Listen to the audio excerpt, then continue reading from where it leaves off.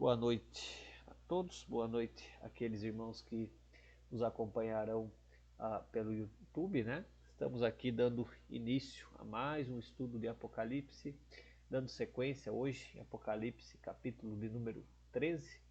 Semana passada estivemos aí com o irmão Alan, trazendo Apocalipse 12.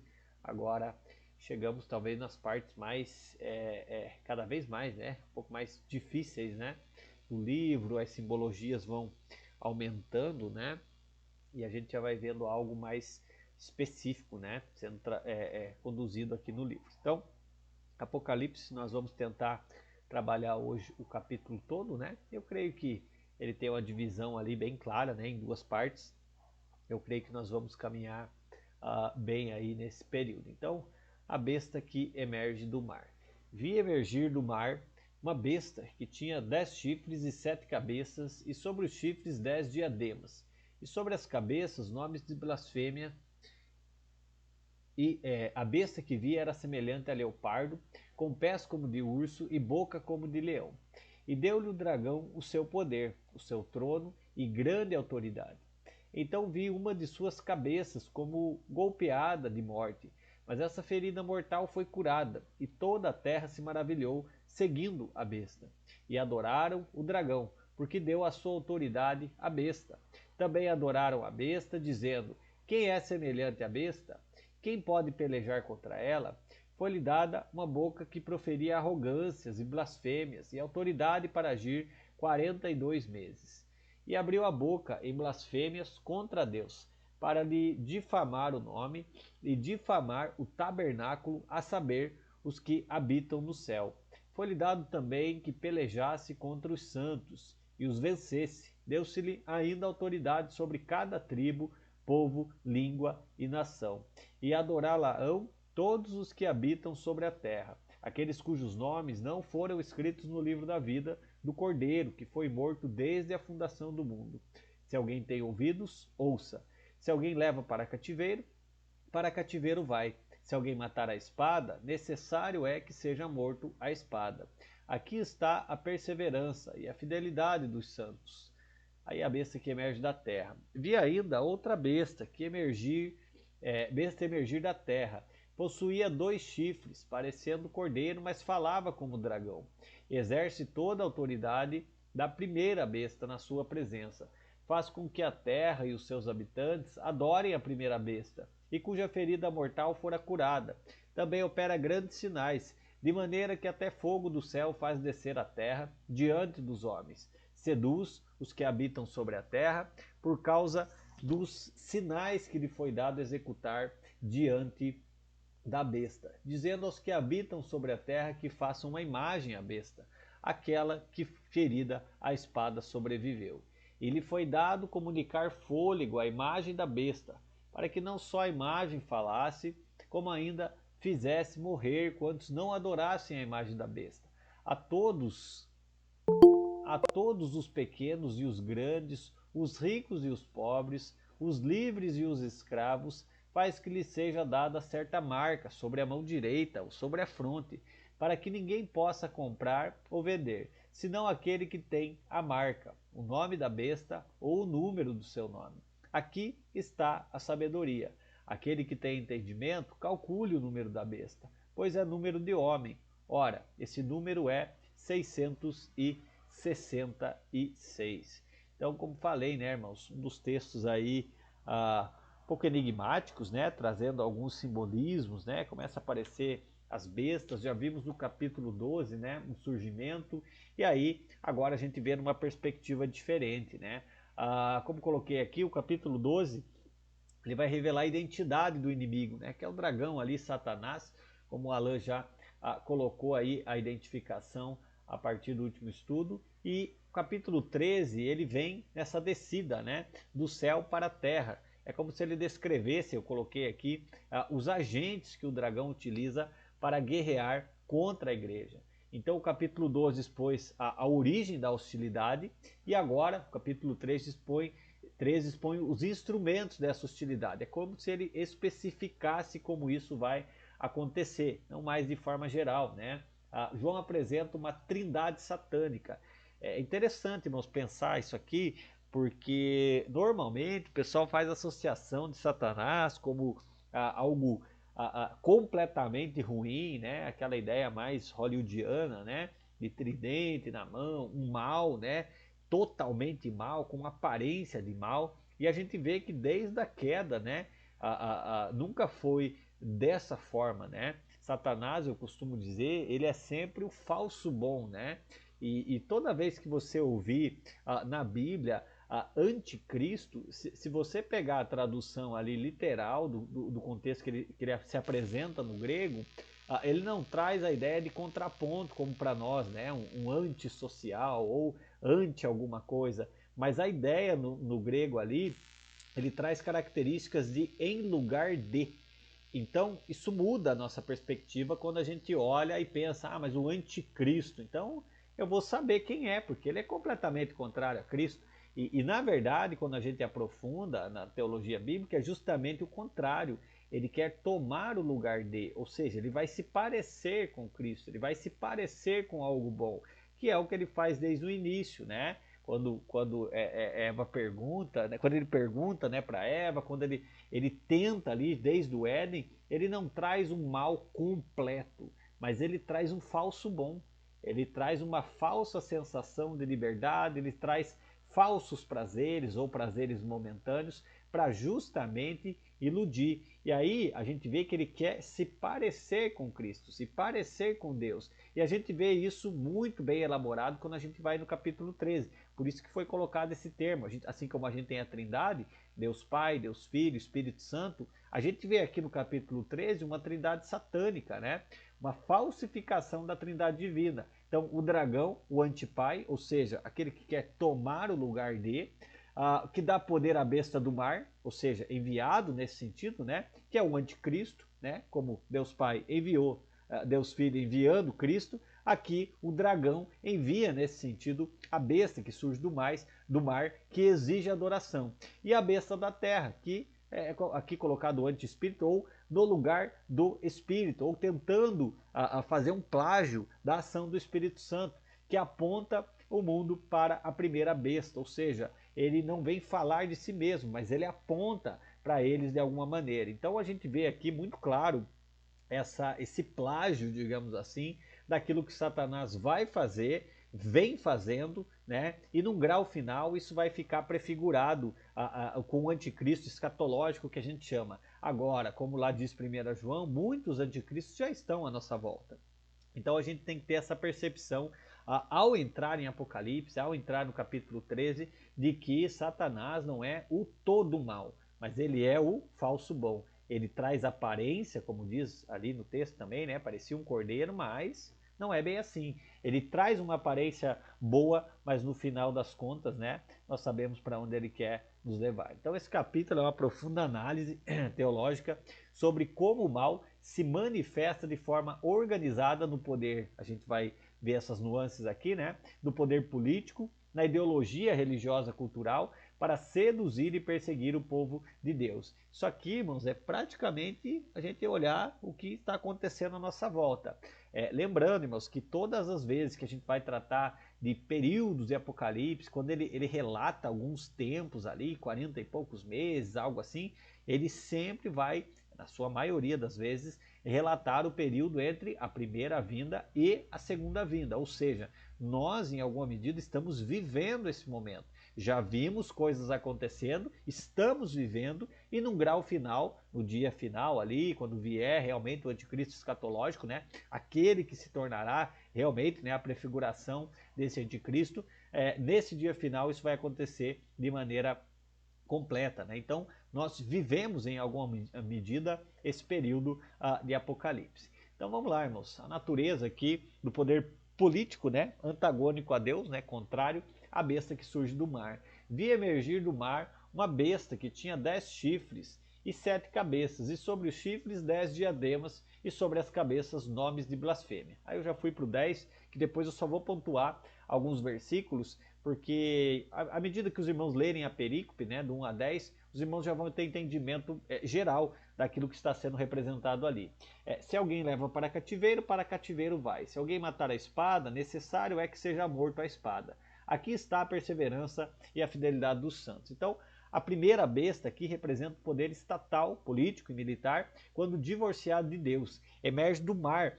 Todas as vezes que a gente olhar mar aqui em Apocalipse, ele traz o simbolismo ali do Antigo Testamento, onde vai ser prefigurado ali o caos. É um símbolo para o caos, até alguns vão dizer do mal, né? A ideia do mar.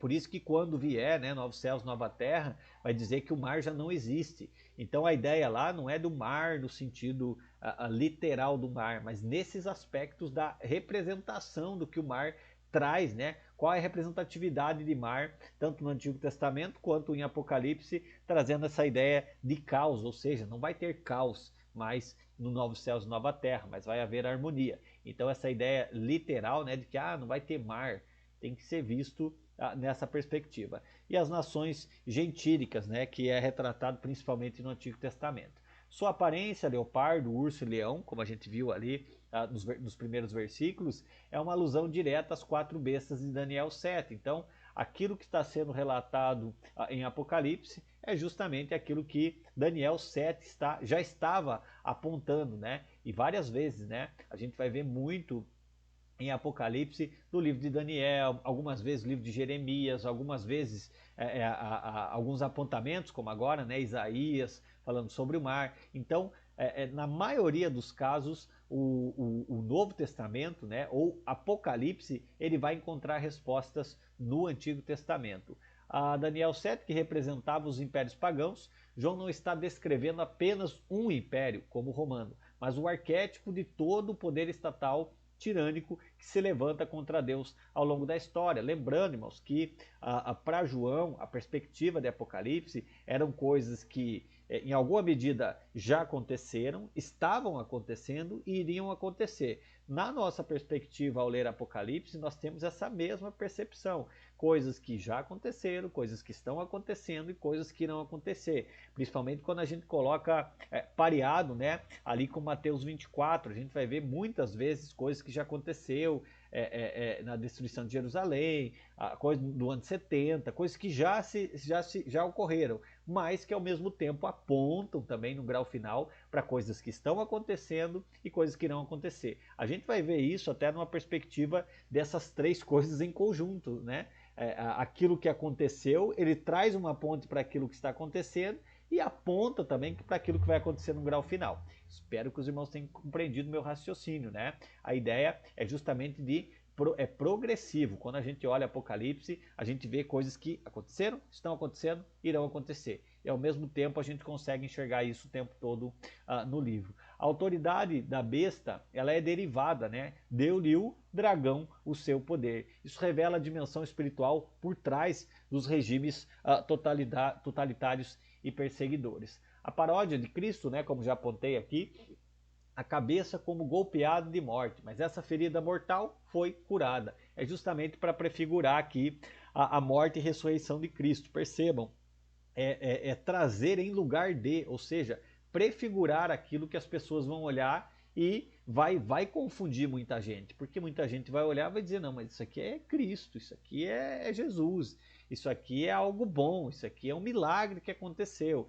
Então, historicamente, né, isso pode se referir aqui, né, e aí pegando essa perspectiva, coisas que aconteceram, estavam acontecendo e que irão acontecer. Isso pode se referir à sobrevivência do Império Romano após a crise da morte de Nero. Aí eu coloquei teologicamente, como argumenta William Hendricks, representa a capacidade de resiliência do poder mundano, que mesmo após colapsos ressurge para maravilhar e enganar o mundo. Levando a adoração, o mundo adora o poder que se auto-perpetua. A ideia aqui, irmãos, eu até especifiquei melhor isso aqui, porque quando João escreve, ele está escrevendo numa perspectiva onde Nero estava ali imperando. Então isso vai fazer muita diferença quando a gente chegar, inclusive, no número 666.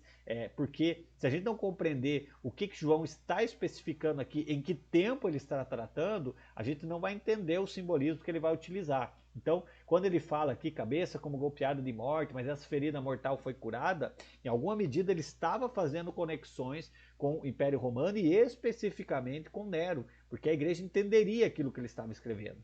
muitos acreditavam que Nero não tinha realmente morrido, mas fugido para o Oriente, né? E que um dia voltaria para retomar o trono de Roma. Alguns textos apocalípticos e até os pais da igreja mencionam essa crença.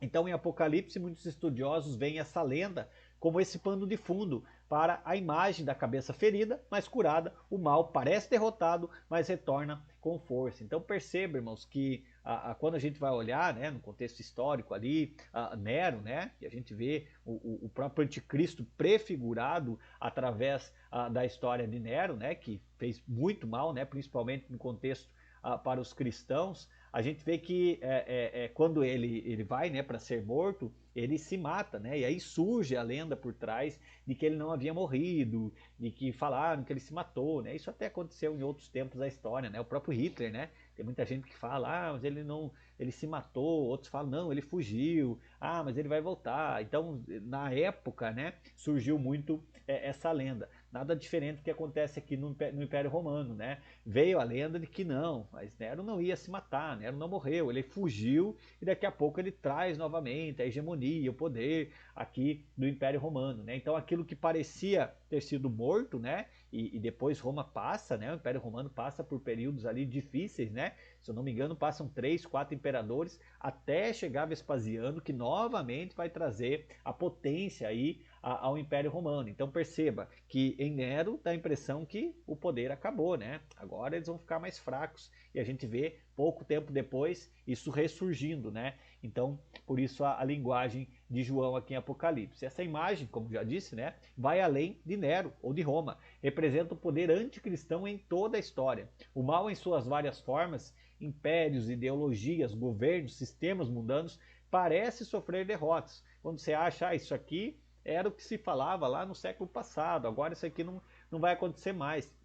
Nós vivemos isso, nós vemos ressurgir ideologias, ideias que pouco tempo atrás estavam distantes de nós, ou pouco tempo atrás já estavam lá cavadas lá e morreram com aqueles que levantaram os ideais lá atrás. E nós vemos isso cada vez mais ressurgindo. Sempre ressurge de outra maneira, enganando e atraindo a adoração do mundo. Então percebam, irmãos, o quanto nós vivemos no nosso período Apocalipse. A diferença é que a gente fica criando simbolismos, né? Muitos evangélicos, né, num certo período, criando simbolismo na televisão, na Helmas, na Coca, e na verdade, irmãos, todo esse sistema de mundo, ele está à nossa volta, e Apocalipse está acontecendo debaixo dos nossos olhos. A diferença é que talvez nós estamos tentando achar sinais em coisas específicas, ou talvez que nem façam tanto sentido, quando na verdade esse poder já está por trás de tudo isso. Né? Toda essa pressão que o mundo traz, as ideologias, os impérios,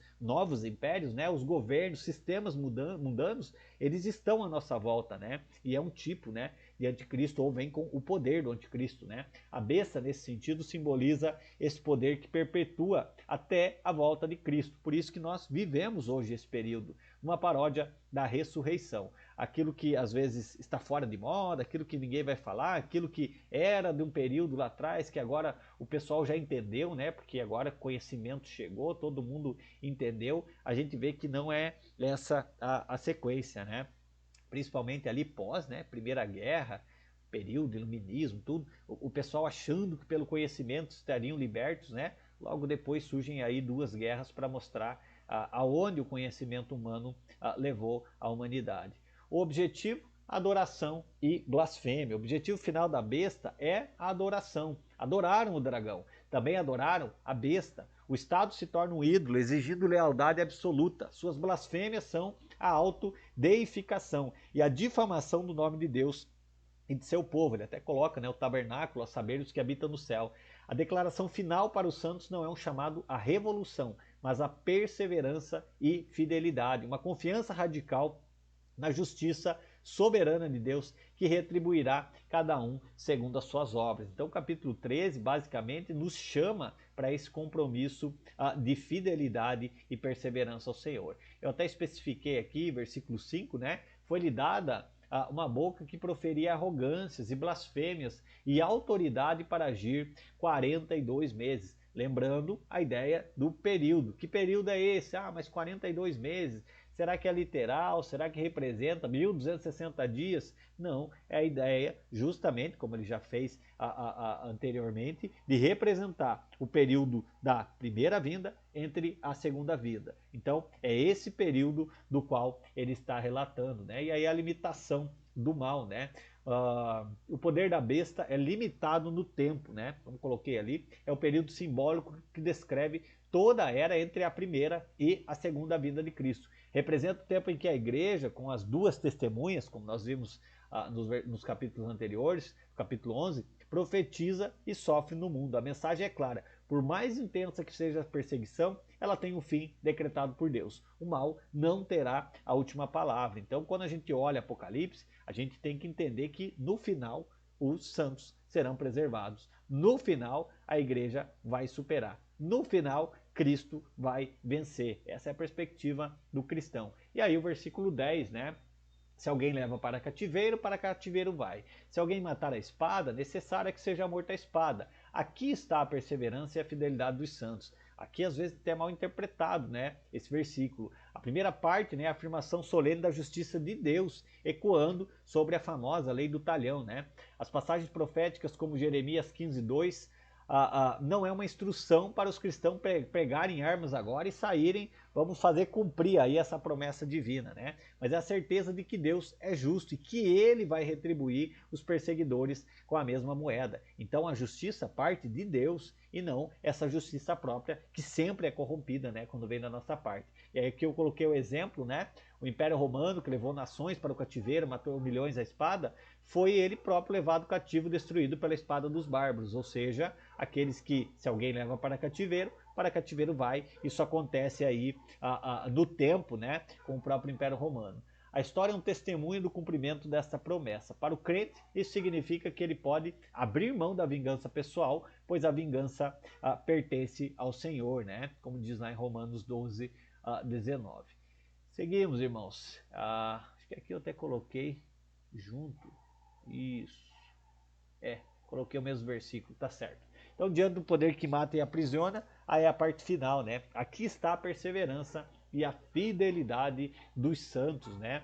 Duas palavras aqui que também especificamente trazem um poder grande, né? Perseverança, como eu coloquei ali, é a ideia de resistência ativa, não é perseverar no sentido de vamos cruzar os braços e agora está tudo certo. Não, é de permanecer como um soldado na linha de frente, mesmo diante da pressão, ele vai continuar, vai permanecer. Então, nessa perspectiva, o cristão, ele persevera nesse âmbito. Não é que ele vai ser isento de sofrimento e agora é um período de aguardar e descansar e que vai dar tudo certo. Mas é que mesmo em meio às pressões, mesmo em meio às dificuldades, ele permanece firme na fé. É a capacidade de permanecer firme na fé, de continuar a adorar a Deus e testemunhar de Cristo mesmo quando ao redor tudo desmorona. Se a gente olhar aqui essa progressão que temos feito de Apocalipse, a gente vê que a tendência vai ser cada vez mais a apertar, cada vez mais fica difícil, a fidelidade realmente cada vez mais provada, é justamente nesse período onde nós demonstramos ainda mais perseverança. E a fidelidade refere-se à fé, lealdade inabaláveis em Cristo. É a confiança de que mesmo que o corpo seja morto, a alma pertence a Deus. É a certeza de que a verdadeira identidade não é dada pela marca da besta, como nós vamos ver na frente, né? A participação no sistema do mundo, mas pelo livro da vida do Cordeiro. Ou seja, ainda que isso custe a nossa vida, nos manteremos fiéis, porque a nossa vida não é reduzida apenas ao aqui e agora, mas estamos falando sobre a eternidade. Como falei agora, à noite, né? Se a gente olharmos numa perspectiva boa para nós, né? A gente olhar aí que a gente vai durar aí uns 80 anos, né? Pela graça de Deus, né? Se a gente durar uns 80 anos, o que é 80 anos de vida comparado à eternidade com Deus? Não é nada, irmãos. O que é 80 anos de vida que nós podemos passar dificuldades, tribulações aqui nesse mundo, comparado a toda uma eternidade junto com o Senhor? Então, tudo que nós passarmos aqui, irmãos, nada pode se comparar àquilo que nós um dia estaremos todos juntos com Deus por toda a eternidade.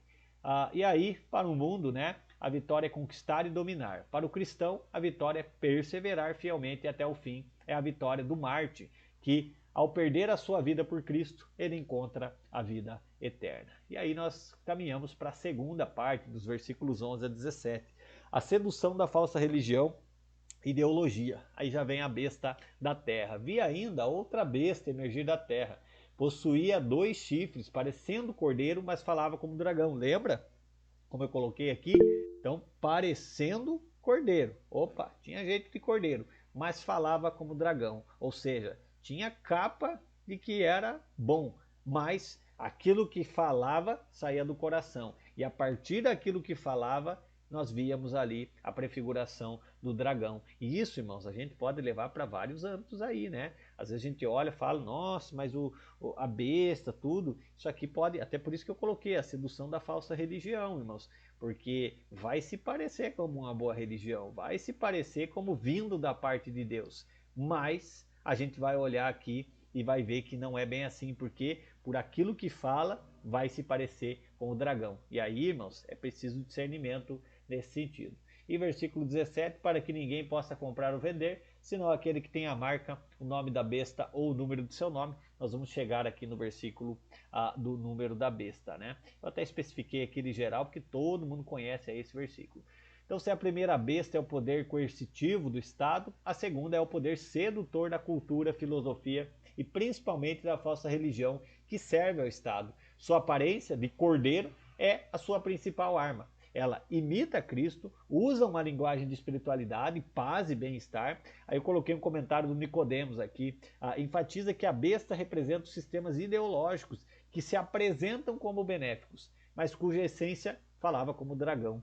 É satânica e enganadora. Ela pode representar desde o culto imperial romano até ideologias modernas que promovem a adoração do homem, da nação ou do materialismo sob uma fachada de progresso e moralidade. Então, é o discurso, né, do mundo, um falso discurso, é o discurso misturado em tom de religião, mas que na verdade fala como o dragão.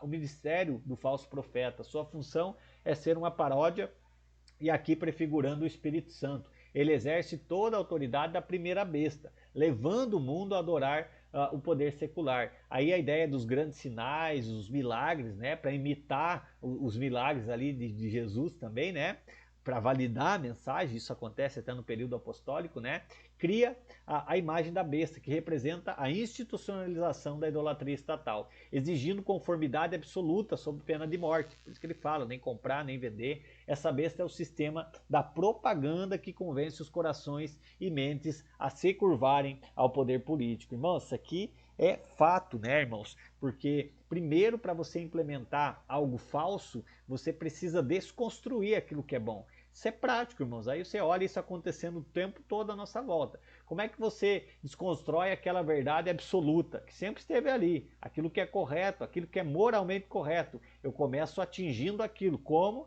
Através de uma conversa, através de propagandas, através de um discurso, através de desconstruções de que existe uma verdade absoluta, que a palavra de Deus não é a verdade absoluta. Não, mas espera aí, pessoal, tem uma verdade que pode sair, pode surgir fora da Bíblia, pode existir algo fora, né? Porque a Bíblia foi escrita por homens. Perceba, irmãos, que para haver desconstrução precisa ter todo um poder por trás. E aí, milagres começam a chamar atenção. Mas espera aí, deve vir de Deus. Por quê? Porque tem milagre. Perceba, irmãos, que todo milagre precisa apontar para Cristo. Se ele não aponta para Cristo, não faz sentido nenhum. E lembrando que o maior milagre é a conversão. Então, qualquer outra coisa, qualquer outra falsa evidência ou algo miraculoso que possa acontecer, irmãos, e aí eu não desconsidero que pode acontecer, porque o texto está dizendo que vai acontecer. Agora, isso não diz respeito à espiritualidade, isso não diz respeito à verdadeira conversão. Isso pode ser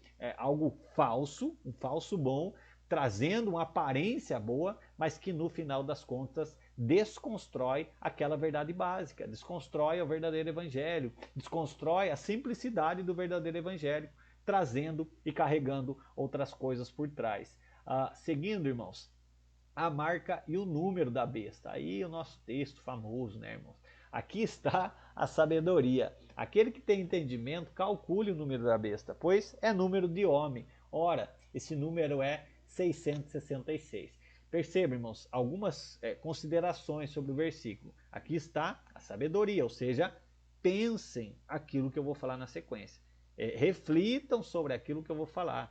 Calculem aquilo que eu vou colocar. Então, ele traz um exercício de reflexão. Ele está conduzindo para um exercício de reflexão. Logo, ele não está falando algo de forma literal, em certo sentido. Então, vamos lá, irmãos. E aí ele coloca o número, né, da besta e especifica, é número de homem. Isso aqui também vai fazer sentido à medida que a gente avançar aqui. E aí ele coloca o número, né, 666. Essa é uma das passagens mais debatidas da Bíblia, né? Os irmãos já devem ter ouvido aí sobre chip, sobre não sei o quê, agora sobre inteligência artificial, Bitcoin, e aí surge um monte de coisa, irmãos, que você fica... E outra, quando mandarem isso para vocês, irmãos, já exclua, ou já nem dê sequência, ou nem repasse aquilo ali, já corrige a pessoa, porque não diz respeito a isso, né? A sabedoria que João pede não é para especulações esotéricas, mas para discernimento espiritual. É isso que ele está apelando aqui. E aí eu coloquei as duas linhas de interpretação do contexto da teologia reformada, e muita gente separa, né? Prefere escolher uma ou escolher outra. E aí eu vou trazer aqui o desafio, irmãos, para vocês, para a gente harmonizar entre essas duas interpretações. Então a primeira delas, irmãos, é a abordagem simbólica. A visão defendida por William Hendrickson, né, talvez um dos principais, foca no significado simbólico dos números. Então, 7, número que a gente vê da completude, da perfeição e da aliança. 6 é o número do homem que foi criado no sexto dia. E aí por isso que ele coloca a especificação, né? Deixa eu voltar aqui, irmãos. Pois é número de homem. Então faz todo sentido ele especificar também quando a gente harmoniza nessa abordagem simbólica. E por consequência da imperfeição e de tudo que está aquém da glória de Deus. Por quê? Porque o homem foi criado, no sétimo Deus descansa, mas a gente vê que o homem, ele cai depois. E aí é só o outro homem que vem, né? Ou seja, Jesus Cristo, o perfeito, para resolver as coisas. Porque se depender, irmãos, do homem pelo homem, é o 666, né? É aquilo que sempre vai ser imperfeito e nunca vai alcançar a perfeição. Então, 666 é a intensificação máxima dessa imperfeição, ou seja, nunca vai ser 7.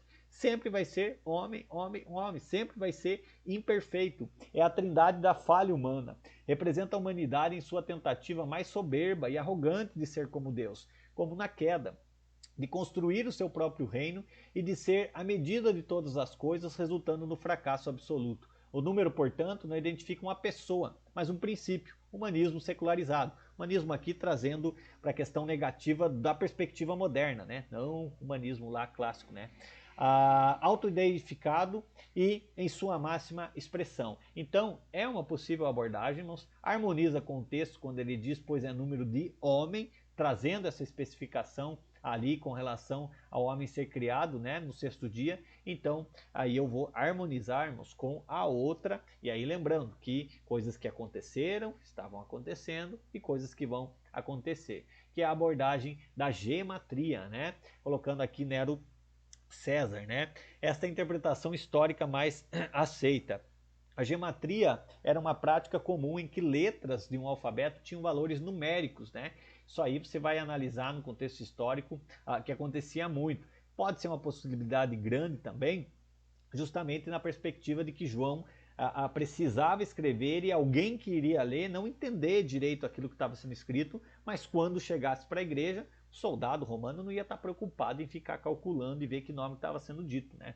Então, o nome Nero César, escrito em hebraico, que é a língua deles, né, resulta na soma exata de 666. Então, aquilo que ele estava falando de maneira simbólica, né, era justamente colocando que Nero era um tipo de besta, um tipo de anticristo, um tipo, tipificava aquele anticristo final. Então a ideia aqui é de justamente associar a figura de Nero César à numeração da qual ele está colocando aqui. Nero foi o primeiro imperador romano a perseguir oficialmente os cristãos e encarnou perfeitamente a arrogância, a blasfêmia e a crueldade da besta. Ele exigia adoração e se via como uma divindade. Então por isso que ele coloca sabedoria, vocês interpretem, ou seja, calculem aí, façam essa interpretação e entendam aquilo que eu estou dizendo. Eu não estou dizendo declaradamente sobre uma coisa só. O que ele está querendo dizer é prefigurar na pessoa de Nero César aquilo que seria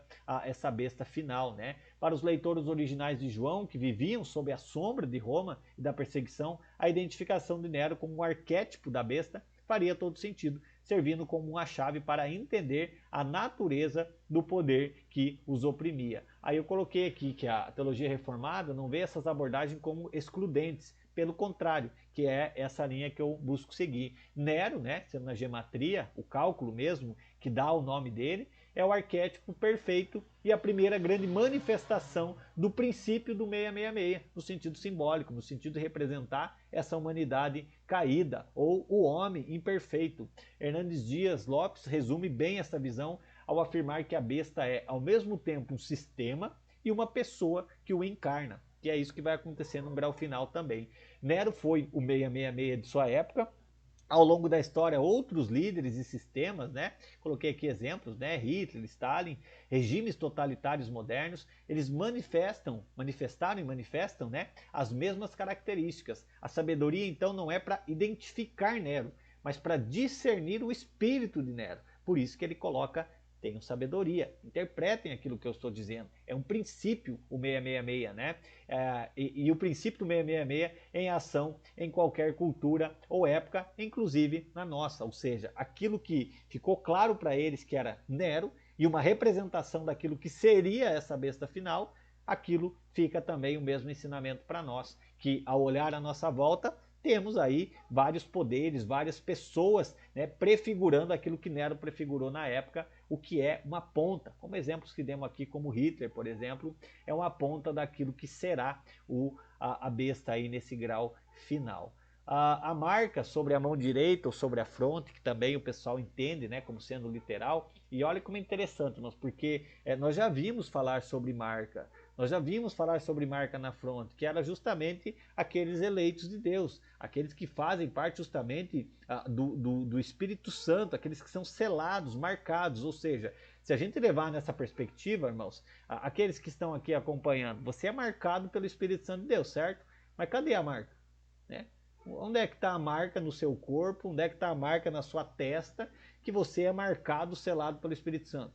Não tem. Então é simbólico, você é selado por Deus, mas nesse sentido representativo simbólico, não literal. Não é a marca que a gente sai com uma cruz na testa e, opa, agora nós somos de Cristo, né? Então é a mesma perspectiva quando a gente vai para a marca nesse sentido da besta. É o símbolo da lealdade a ela. Não é um chip, mas um anti-selo de Deus. Simboliza a entrega total do indivíduo ao sistema da besta. Seus pensamentos e crenças, ou seja, ele pensa e entende, absorve tudo aquilo que a besta fala, ou seja, fronte, ele vai absorver, e as ações de trabalho, ou seja, as consequências desse entendimento que ele recebeu, vai desaguar nas suas ações. Aqui mão direita justamente para especificar isso.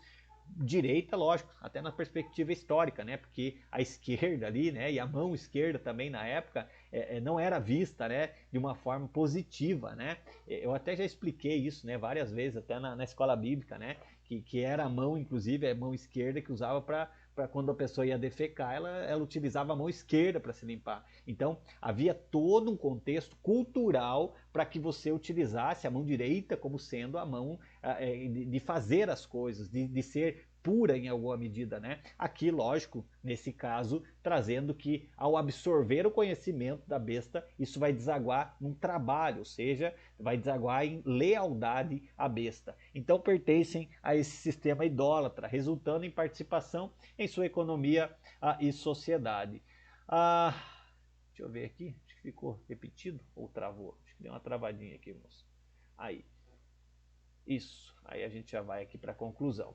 Então, discernimento contra a idolatria política, né? Coloquei isso como conclusão, porque a besta do mar, ela nos adverte que qualquer sistema político que exija lealdade absoluta e se apresente como salvador da humanidade está manifestando as características da besta. E eu não estou colocando uma característica, né? Estou colocando de forma geral, seja no nosso país, fora, em qualquer contexto, quando surge algo que envolve política e salvação, a gente precisa abrir os dois olhos, irmãos. Discernimento contra a sedução cultural religiosa, também algo muito atual. A besta da terra nos ensina a ser cautelosos com ideologias que parecem como cordeiro.